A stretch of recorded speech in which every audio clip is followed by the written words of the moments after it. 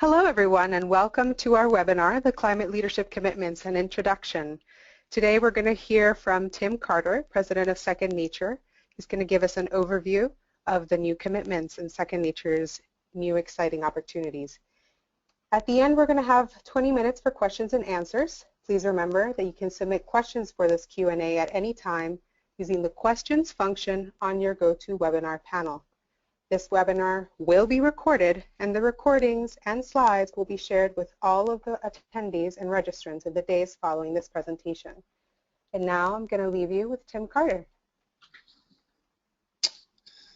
Hello, everyone. Thanks for joining us. I'm really happy to be able to share generally what's a pretty major change for us at Second Nature. Exciting time for us, I will say, and a time that's been the result of a lot of work that we've done over the past number of years, actually, and hopefully it'll be the design of this is to really benefit the whole network. So want to walk through all those steps with you. The intent of today is to go at a high level, thinking about the why. Why would we want to make any sort of change? Secondly, what are those changes, and kind of walk you through what the new commitments are like, and then kind of briefly go through the how you're going to be able to get it done. So we're not going to go into a whole lot of the detail over that how we get it done. There's going to be actually a couple more webinars in the upcoming month and a half, roughly, that are already on the books that are looking at both how to look at the new resources that we've developed, how to troubleshoot maybe some of the reporting questions that you might have. So we're going to leave those details for future webinars. So today will be just more of a summary overview about where we're at and how we got here. Go ahead and just peel through this. This is our sponsor page. We obviously, in addition to signatories, we do get support from different corporate partners. Want to acknowledge them, and we appreciate their always their input and advice into our direction. And then obviously we've done some things with them recently, so be on the lookout for that in the future. So I'm just going to push ahead into the actual content of what we're talking about. And today it's really a focus on the climate leadership commitments. So this is even a different phrasing. Obviously the visuals look very different than the ACUPCC has been in the past, and we'll describe that whole process of what that transition was like. And I start every presentation with a picture of George W. Bush, which is not actually true. I never have actually started a presentation with a picture of George W. Bush. But it's important to think back on 10 years ago. Where was the world 10 years ago? And I think if we have the capacity to do that, which is sometimes challenging in the day-to-day operations of where we're at, thinking back 10 years, the world is a very different place, and not just politically, but even in relation to the climate conversation is very different. I don't know if you know this, but there was this Energy Act that was passed in 2005. From a policy perspective, it largely focused on biofuels. Remember that conversation? There was a big piece of it that focused on carbon capture, coal. Nuclear was in the equation, and a little bit of renewables. And I think it's important to recognize that landscape around 2005 was very different. There are other parts of 2005 compared to now from a outside perspective, outside to the sustainability world, that are also important to recognize how they've changed. What this visual is showing is a change in the megawatts of solar installed. Those dots are actually representative of about 10 megawatts of solar. So in 2005, there's roughly 79 megawatts of solar that were installed in the year. In 2015, that was around 7,000 megawatts of solar. So in 10 years, the development of renewable energy has been super rapid, and really nobody, if you had asked somebody in 2005, did you see this coming, you wouldn't have heard the answer to be yes. It's very rapid, very quick change. Some other areas of things that have changed now when we think about issues of climate, we don't think about them necessarily in the future, whereas the common dialogue even 10 years ago was about, well, what will happen to the future? What will climate impacts be in the future? And there's a lot more present tense now. A lot of people, when you hear, the hurricane about to come, they reflect back on, well, Sandy happened and Katrina happened. These things that we think of weather events and maybe increasing weather events as a result of knowing that weather was happening, that is a relatively recent change. And so this idea that that changing climate affects us now is in fact a new development in the world in the past 10 years. And additionally, those now impacts are hugely, they range a lot. It's not just water flooding, it's lack of water. The increasing amount of drought, the California drought now clearly is a major issue that people are talking about. But all of these things have really brought this concept of resilience to the forefront, at least in the past 5 years in the cultural dialogue. And I think we need to respond to that. We need to be reflective upon that and respond to that.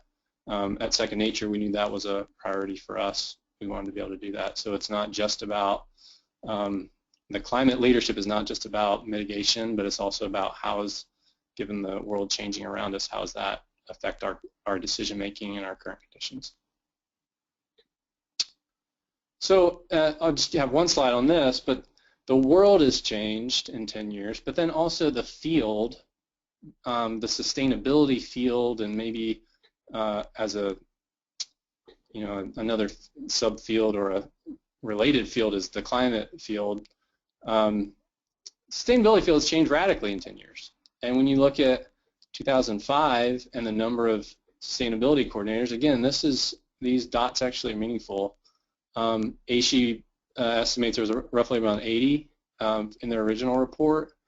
And ACUPCC itself was brand new 10 years ago. They're celebrating their 10-year anniversary. Yay. Way to go, ACUPCC. Now, when you look at the difference between 2005 and 2015, they had 300 respondents to the most recent survey that would consider themselves sustainability staff. And you can extrapolate from there that obviously not everybody responds to a survey. So it's easily in the multiple hundreds of folks from a sustainability staffing perspective that are now in existence in higher ed. And many of those staff are part of centers that didn't exist 10 years ago. They help teach majors that didn't exist 10 years ago. So the whole context of sustainability in higher ed has really radically changed in 10 years. So all this to say, both the world has changed and sustainability in higher ed has changed. And so then you have to say, okay, as an organization that runs this program, how might we want to consider change? And do we need to? We first need to ask the question, why would we do it? And if we do want to do it, what does that change look like? So the first was the why. And, we hadn't updated anything in 9 years. And in light of the massive shifts that the world was seeing, we really need to be thoughtful about, is that an okay proposition? Or was the ACUPCC, the text of it, something like the 10 Commandments, was etched in stone, never to be changed? Or was it more like the Constitution? It's this living document that needs to be a little bit more culturally responsive, and we settled on the latter. We also want to recognize that climate leadership involves more than just mitigation. I mentioned this before. We didn't want to leave carbon neutrality as a really transformative component of the commitments because it still is. It's not easy to do, and only a handful of schools have gotten there. And so it would be different if we had 630 out of the 680 schools have become carbon neutral, and we stuck with carbon neutral as a goal. We'd really want to push into carbon positivity or something, but we're not there. So carbon neutrality is still important, but we also have to recognize that this other piece of climate leadership exists. and whether you want to call it adaptation, preparedness, we lump that into resilience. I think it's an important concept. In order to have the network be at the leading edge, we wanted to introduce that in a thoughtful way. And so the goal for updating, so that was kind of the why, and then the goal was we really wanted to continue the network being this visible and transformative leadership. We can look back 9 years ago and say, yeah, this radically changed the conversation in higher ed, and let's continue to make sure that's the case for our signatories. I want to make sure they're at the front edge and can be thought of as such. We also wanted campuses to be able to be proactive in their management of risk, and particularly as it relates to climate. So it's not a lot of the dialogue now is around, oh, this happened to us, or this thing we're trying to protect ourselves from happened. It actually did happen, and so now we have to rebuild. And we don't want that to be the mindset. We want to be proactive in the activities, the actions, and the programs that we're taking on. And then thirdly, the goal was to not create a whole separate, new, completely different system that folks would have to learn all over again. So the idea was to streamline implementation and then really demonstrate and in some ways have a formative process. So by that I mean a process of learning as you do, a formative process of learning throughout the life cycle of any sort of new changes or new commitments that we would introduce. It's very hard to do that without people getting somewhat nervous. A lot of people want the fully baked pie to come out of the oven, and when you're saying, well, we kind of want to figure out the recipe a little bit as we go, that's challenging. And we know it's going to be challenging, but that's part of being part of the network, is there's some challenging pieces of it. We also want to be able to track and measure progress and then scale the success. That's always been that's a hallmark of what networks are, and we want to be thoughtful about how to do that. Lastly, this connection of higher ed as a sector to communities is one that's not necessarily part of the original ACUPCC. It's alluded to in a number of places, but it's not explicit. If you could become carbon neutral without being really at all a part of your surrounding community. And we really think that's an important change for higher ed to be a transformative agent in society. You actually have to interface with it in a really substantive, meaningful way. So we wanted to introduce that component as well.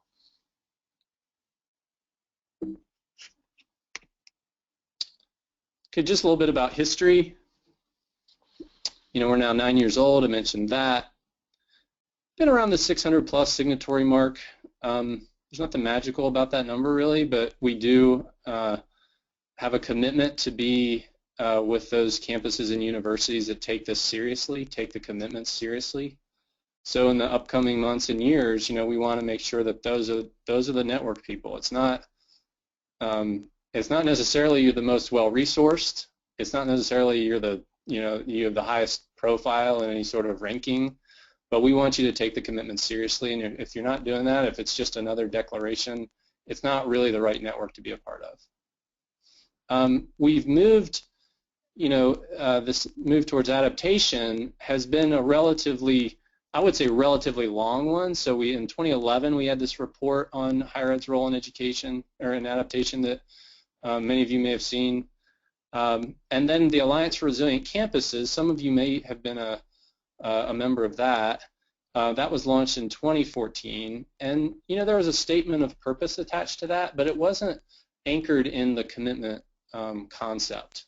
And we really wanted to take what we learned from that Alliance for Resilient Campus launch and fold it into what we think is really the strongest asset of Second Nature, which is the climate leadership commitments. And so how best to do that was really thought of after learning how the Alliance for Resilient Campuses was working.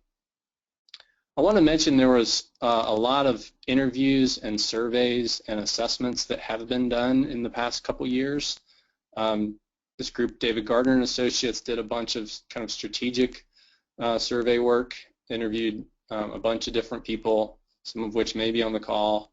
That led to, really helped inform our strategic plan, which we announced last fall, and goes for 5 years, the 2020 plan. And in there, we identify, the ability to mature and leverage the commitment, the climate commitment, as a number one, strength of the plan. That's what we want to do. We also wanted to diversify the commitment and figure out a way to do that didn't detract from the philosophy of this senior leadership, signing on, and then that leads to action on campus. And then recently, last summer, we had Lake Research Partners do both interviews and surveys around just the rebrand itself. So how do we relate to the ACUPCC? How do people view that? A lot of interesting results came out of that. And then how did people care about the specific way in which the commitment was talked about, ACUPCC was talking about?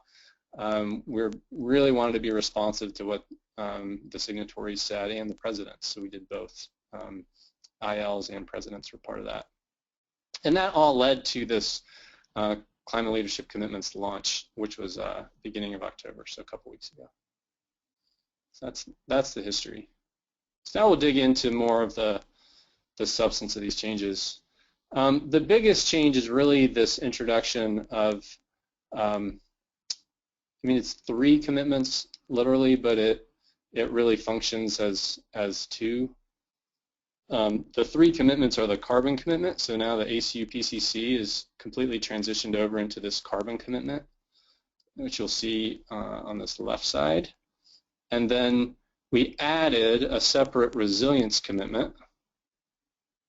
So it's a new commitment. And then it's literally the carbon commitment plus the resilience commitment is the new climate commitment. And so that different type of language is being used instead of having climate in either of these. These are the carbon commitment, the resilience commitment, and together they form the climate commitment. These 3 commitments are the climate leadership commitments.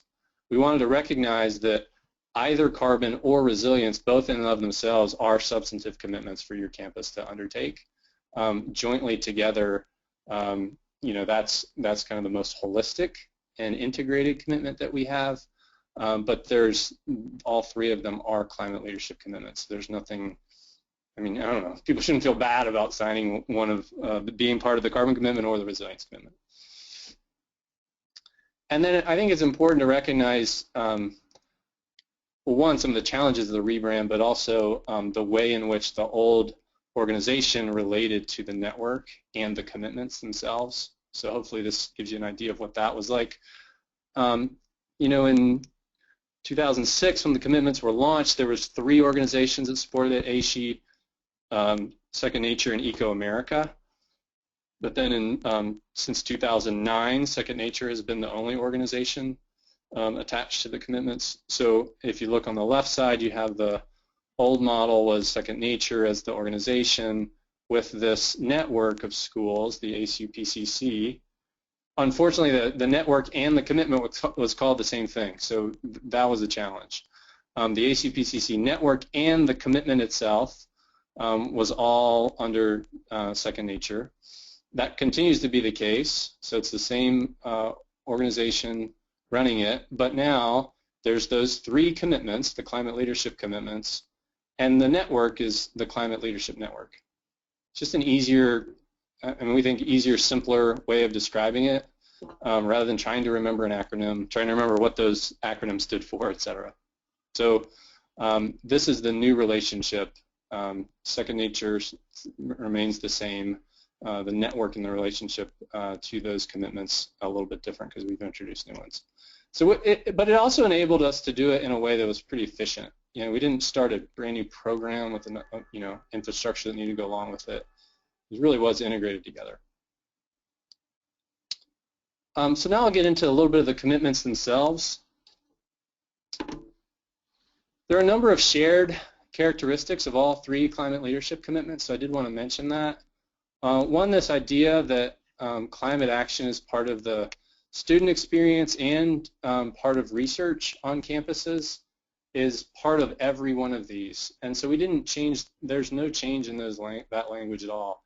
I think in some ways this is one of the big opportunities that we see moving forward. You know, the carbon commitment largely has been operational, and there's good reason for that. You know, it's an operational challenge to get to carbon neutrality.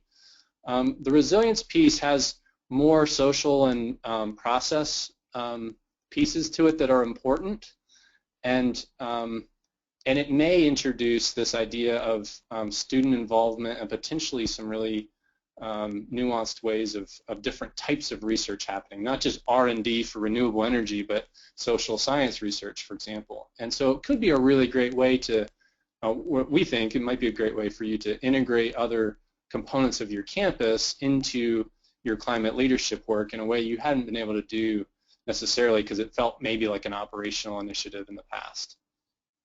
So that's universal across all three. Second universal is that the support guidance that we've updated, and we'll have a webinar on next week actually, it really applies across all three of these, and in some ways it can be helpful regardless of which commitment you're a part of. So we have some elements of the climate guide that actually are around institutional structures, for example. And those institutional structures could really be applied to either of these commitments, any three. And lastly, there's just one due structure for the whole any of the commitments. You know, as a signatory, dues are a part of that, but those dues don't change whether you're part of the climate commitment, the carbon commitment, or resilience commitment. It's the same for all. So that's what's same for all. And I just want to break out like what is particular about these commitments. I'm going to spend the most time on the resilience commitment. So first, the carbon commitment, the goal was, you know, we really wanted to learn, okay, what's been working and hasn't over the first 9 years, and is there anything that we really need to change in the commitment itself, given what we know now? And one of the things that we really reflected on and thought hard about were the tangible actions. And those of you who are carbon commitment signatories, you'll know that when you started out, there was maybe 7 or 8 tangible actions that you picked 3 from to be, you know, you had to select a couple of those. And when you look back on those now, relative to where the field is and where the world is, we really thought that it didn't make a whole lot of sense for tangible actions to be part of the commitment itself, because many campuses are already doing those things. And the intent behind those was to actually give you some thoughts on how to kickstart action on your campus if nothing was happening. Well, that makes more sense to be as a resource, and we've included that as a resource in the guide. And the resource means that we can update it more frequently and actually have things in there that really might be new, and it wouldn't take a whole lot of changes, it won't take any change to the commitment itself in order to implement those new tangible actions. In 2017, the progress evaluations, so these would be your, you know, we used to call them reports, will still be the reporting system, but the progress evaluations will include an annual greenhouse gas inventory. The reason we did this was that 70% of our signatories actually do an annual greenhouse gas inventory every year anyway. The ones that haven't done that say it's really hard institutionally once you haven't done it in a couple years to ramp back up and remember how you did it in the past. So we wanted to learn from that and say, okay, if most people do it already, and it's going to be harder to do it again if you take a year off from doing it, it's best that you do it every year. And so this will help institutionalize the greenhouse gas process as just part of your operations on campus. Like, this is just part of what you do in order to track progress. And it's an important part of what you do to track progress.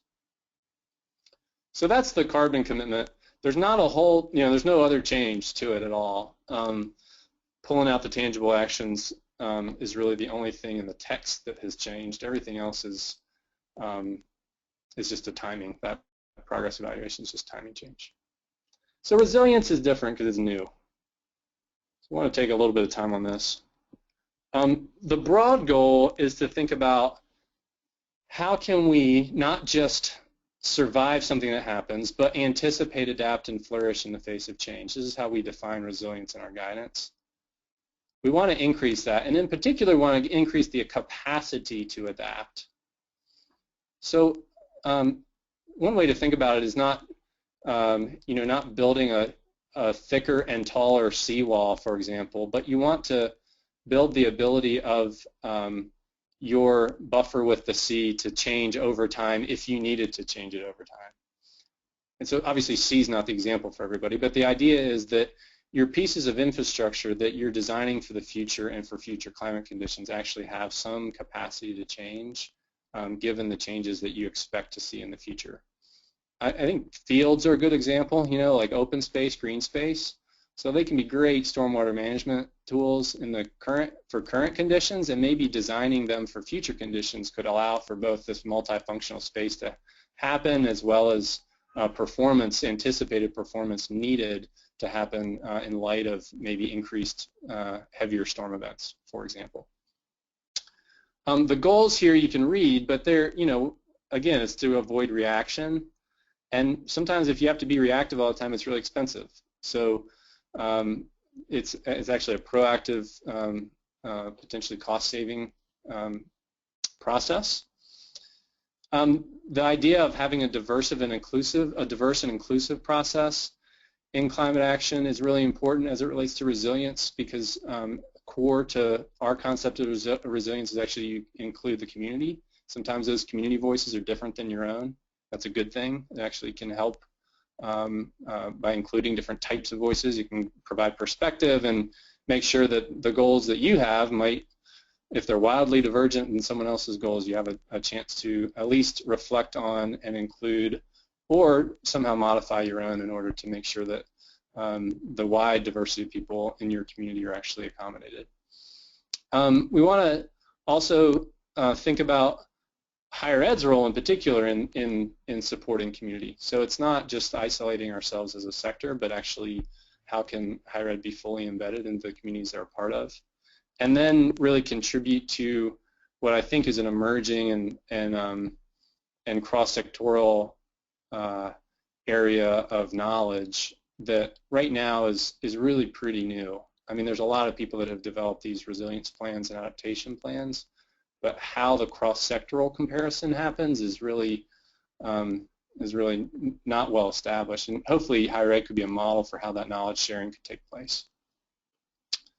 So as you see, the key concepts are that adaptive capacity I mentioned earlier, partnership with community, and we'll get into that in a second, and then assessment, indicators, and inclusivity. We want to be able to measure and track progress as it relates to resilience.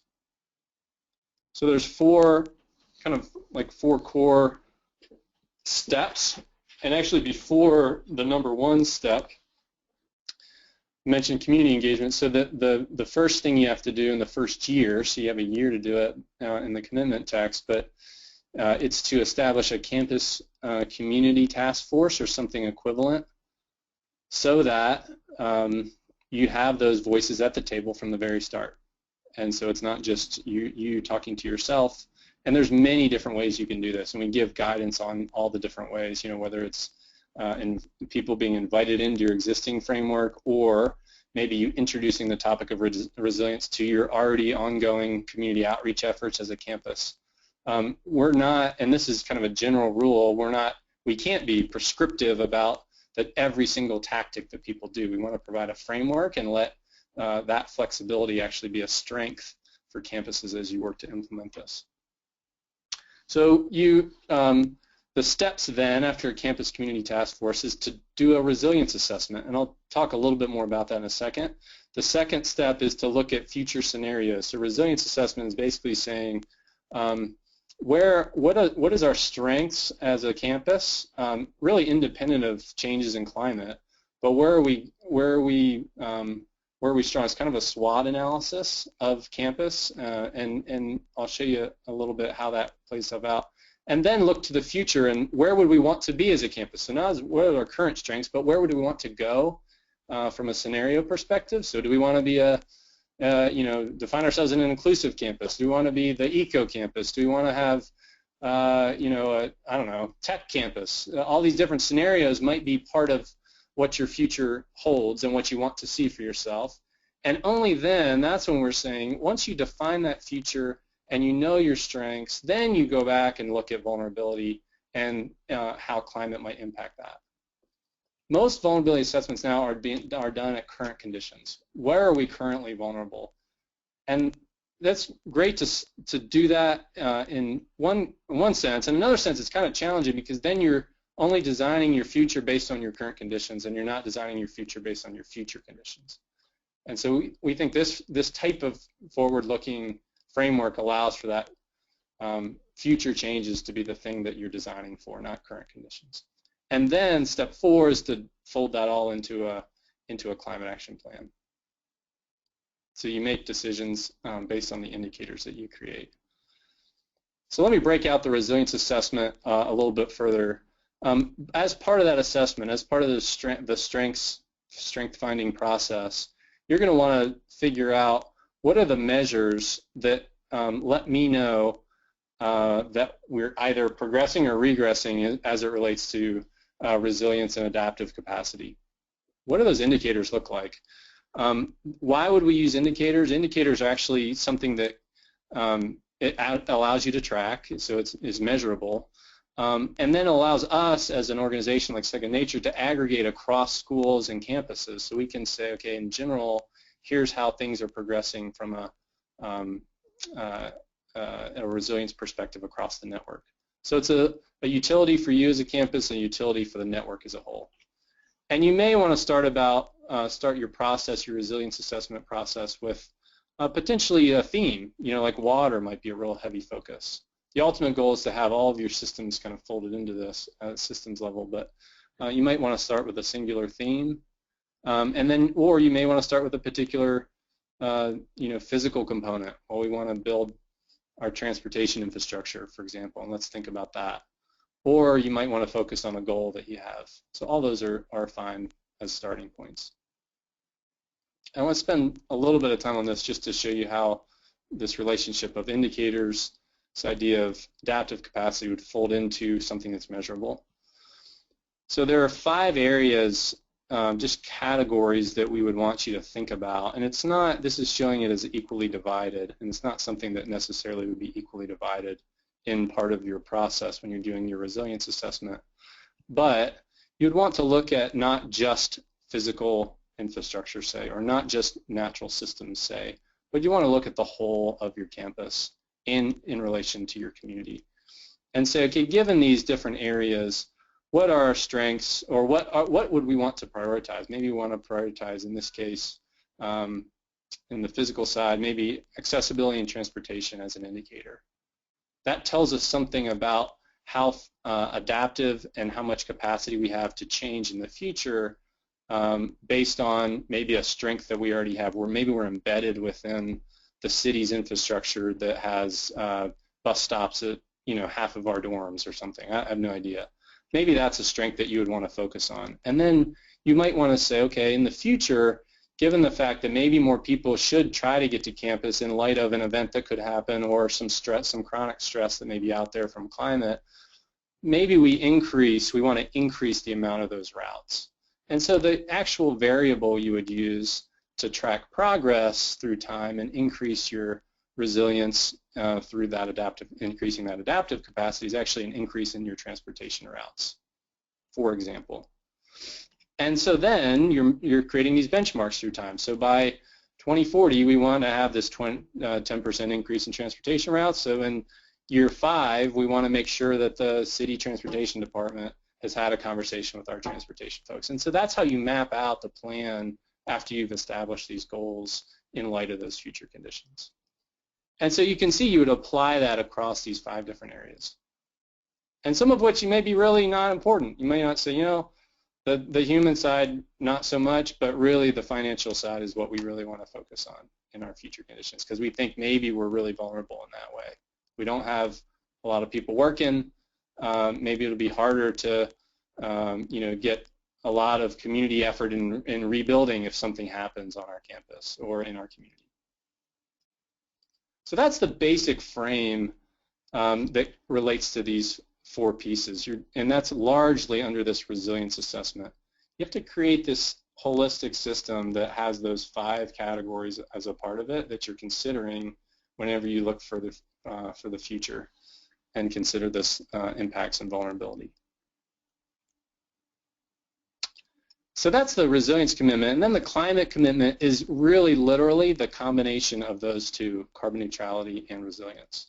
So there's no difference from the separate pieces than what's found in the climate commitment. Climate commitment is just 1 + 1 = climate commitment. So the idea was to just make it holistic, because it is, like, that's what we would consider to be the most holistic view of climate. And then, you know, in the commitment language itself, it's the same format. It's not like you're doing new reporting. It's all one reporting system, so the progress evaluation is one. And the internal structures are similar, so it's all combined together. So that's the way the streamlined component of it. There's a streamlined way of introducing a new program. It's not to create a completely separate system, but integrate it into the same system. I wanted to show you just briefly the web. As many of you may have been familiar with either the Second Nature website or the ACUPCC website, but this is part of the resources. So this is the new homepage, and what you'll see is we wanted to make the network really front and center on this. So you can either become a climate leader. If you aren't, you have a resource for climate guidance, and then it talks about the network. So let's just go into climate guidance. And this, like I said, will be talked in more detail in the next webinar. But on the climate guidance page, you see there's really these 4 resources. Sustainability and Climate Action Guide is the most comprehensive one. Then you have a quick reference guide that tells you a little bit about, okay, I want to know a little bit about commitments implementation, the commitments themselves, and then there's FAQs. So just dig quickly into this just to give you a sense of scale. So each of in the Climate Action Guide is designed just to be a web resource. So you might want to look at some of those foundations, some of those shared characteristics that have to happen and be in place if you're part of these commitments, and if you want to take climate action more generally. And then there's specifics on building blocks for climate action, so we can go down here to climate resilience, and you can see there's definitions of resilience, definitions for adaptive capacity, some examples, etc. Lots of resource in here that we obviously don't have time to cover today. I wanted to point out are there. This is live now, so you can go to it, and I would really encourage you to look this over, particularly in anticipation of the webinar next week. All right, let's keep going here. A couple minutes. So timing, just wanted to walk through the process. If you're not a signatory of either of the commitments, any of the commitments, the carbon and resilience would apply to you. If you're already an ACUPCC signatory, you basically are, well, you are a carbon committer, and so there's a little bit of change here. But just so you know, if you're not a signatory at all, the process is within 2 months, so you sign the commitment, and then within 2 months you develop an implementation profile. Then a year you do your first greenhouse gas inventory, and every year after that you'll do that as part of your progress evaluation. Within 2 years you develop your climate action plan, and then every 5 years you review that climate action plan. You may not change it, but you might. We just think you need to review it because that makes sure that it's a live document. Here's the timeline for the resilience commitment.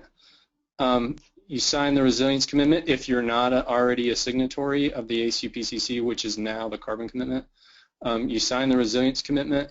You have 2 months to do your implementation profile. That campus community task force that I mentioned was within a year.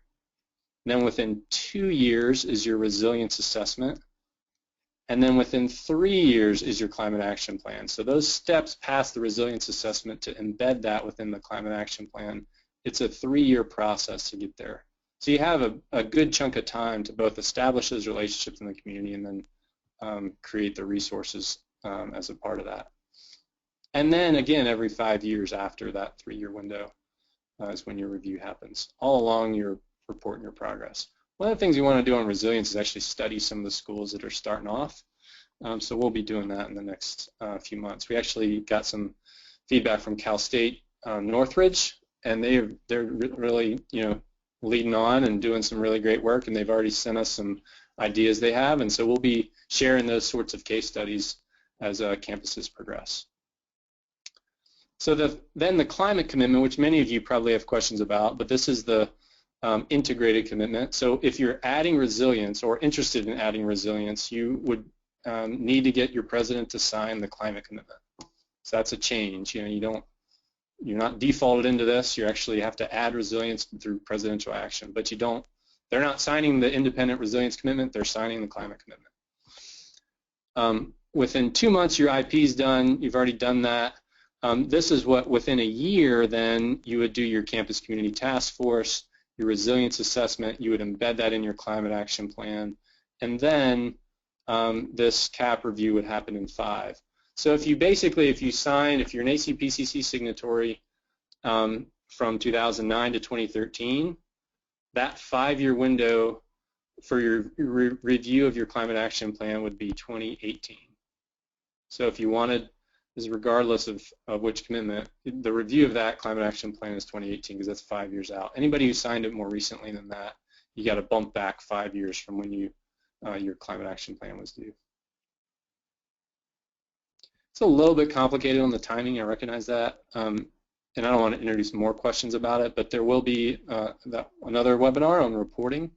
We'll probably get into that a little more in detail. Just don't really have time to go into it now. I did want to mention that we're extending the charter signatory period. Actually, we're introducing the charter signatory period, as that hasn't been announced.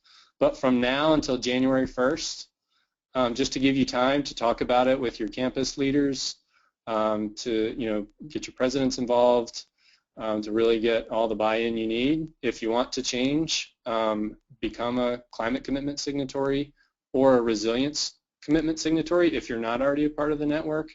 You can do that and be part of the charter group if you do it between now and January 1st. If you have any questions about that, what the commitments look like, this commitments@secondnature.org is the email address to send it to, and you can find out more on the website too. It's just for these 2 commitments. If you don't do anything, totally fine. You're already rolled over into the carbon commitment, so there's nothing you need to do as a campus. You just have to pay attention to the ongoing assessment and evaluation process as part of your ongoing reporting with us.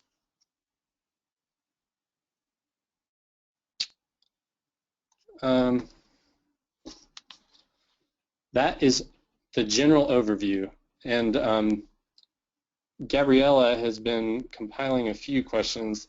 I would encourage you now, if you have any additional ones, to send them to her. I think it's the Yep, we have been receiving questions through the questions function on your GoToWebinar panel, and you are free to continue to submit those questions. Any questions that we don't get to during this period of time, we will have those, and you can follow up by either writing to us at commitments@secondnature.org, or we might follow up with you if we skipped your question or didn't get to it. So actually, there's one that I would like to address myself, if you don't mind, Tim. Yeah, go for it. There was a question regarding the rebranding and whether or not the new signatories or all of the current signatories are going to get the new logos and badges to add to their websites. So yes, the answer to that is yes, and you should have already received these. The institutions that were ACUPCC signatories and are now carbon commitment signatories should have already received a message that was sent to their implementation liaison. If your institution did not receive this, then please write to the email on the screen and let us know, and we will resend that message. Same goes for climate and resilience commitment signatories. You should all have this information sent to you, but please let us know if you did not receive that. So that was just a quick logistical question, and it seems like a lot of our questions are still about resilience. And I know that you've been covering some of that already, but one question that was coming up, two related questions are, one, why do campuses need to have resilience plans that are distinct from those of their surrounding communities? And would an institution that is within a city, county, state, or community that has a resilience plan already be considered to be meeting the resilience commitment requirements? Great. Those are great questions. And related, right? So some campuses are part of big metro areas and others are not. The part of the resilience process, the commitments process, and the reason to introduce them the way we did was to actually, by virtue of meeting with those campus and community leaders, that builds a relationship that's really important. And so the plan itself, while it's important and absolutely critical to understanding the benchmarks that you as a campus would have, is only part of the equation. The other part of the equation is building those relationships. And so by virtue of creating that campus community task force or some participating in it, having some equivalent, that's an act of increasing your adaptive capacity, because when something happens, now you have a group of people who know your systems, know what you've been discussing and prioritizing, and know what to talk about. To the specific question, if a plan exists, do I have to create my own plan? The answer to that is not necessarily. You do have to go through that process of evaluation. And really it might be a matter of, okay, let's get the key stakeholders who developed or are developing that plan, bring them into the group and say, let's assess in light of our future, is this what we all agree on is good? Yep, looks good. Make sure that that's in alignment with your campus priority needs. And then adopting that as part of your climate action plan and referencing it in there is something that would fit I think the spirit as well as the detailed language of the commitment itself. We absolutely are not looking for people to create something from scratch that already exists, but we definitely want an eye. If those plans exist and you weren't a part of it, or if they were created independent of kind of that future-looking piece, the scenario piece, or looking 20 years or 50 years into the future of your campus, if they weren't looked at with that future perspective, then you really need to evaluate how it relates to your priorities as well. And the process itself would still need to happen, so you'd have to have some sort of gathering. Let me just say one more thing about this, Gabriella, and that is this is new, and we want to learn what works best and doesn't work well for people. So the fact that when there are existing plans that you as a campus are a part of or included in as part of your jurisdiction, you may or may not have had anything to do with those. This may give you a chance to have something more to do with them in the future. But we want to learn that. And we want to be able to assess it and say, okay, it really does work if you're part of a jurisdiction that already has planning in place. Or maybe we find out that no one was included as part of that planning process, and you really need to go back and spend a little more time developing your own planning process as part of it. We don't dictate that in the commitment language itself. Great, thank you, Tim.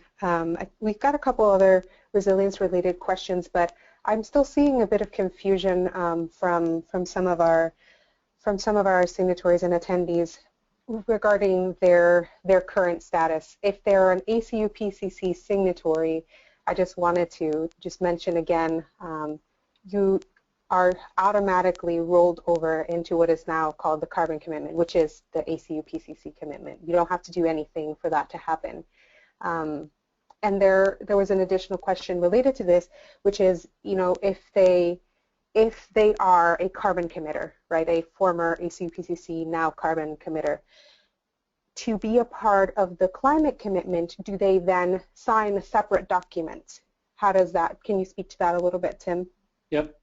So the answer is yes. So the climate commitment document is on the web, and so you would download it and sign it in the same way your president at some point in the past had downloaded and signed the ACUPCC.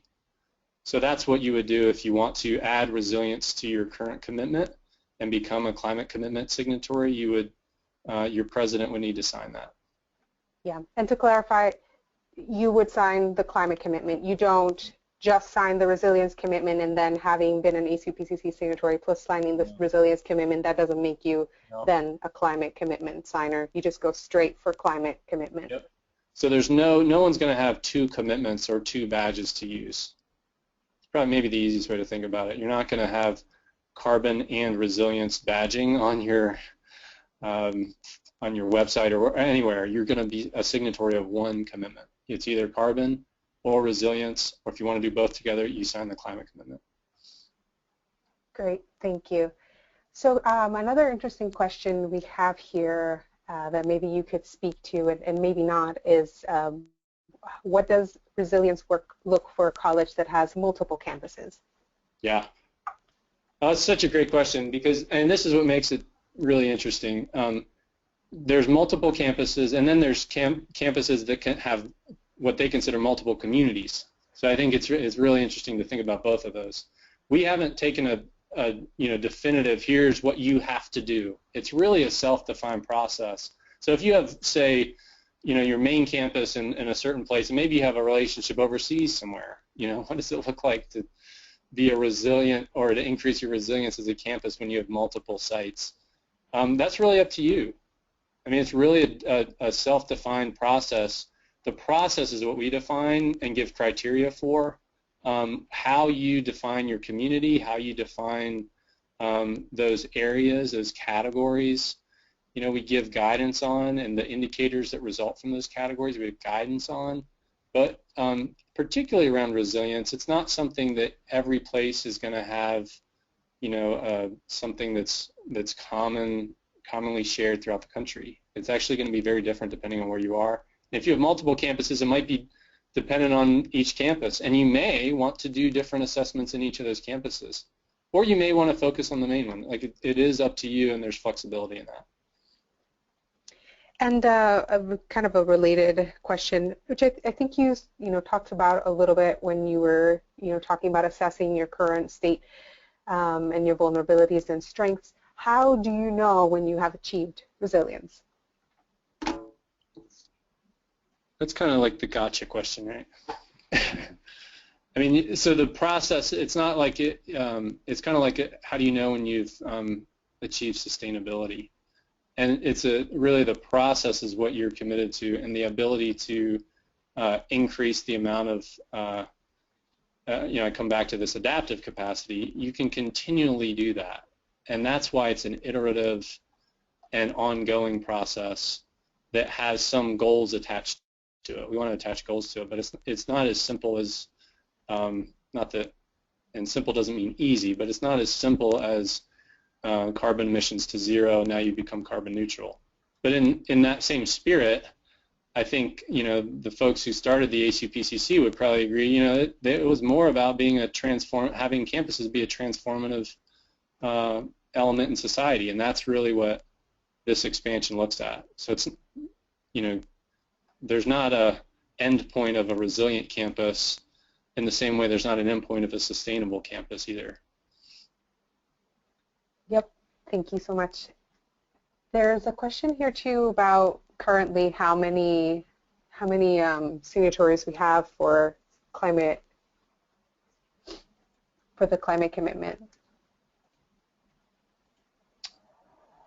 Is the question how many climate commitment signatories do we have? Yep.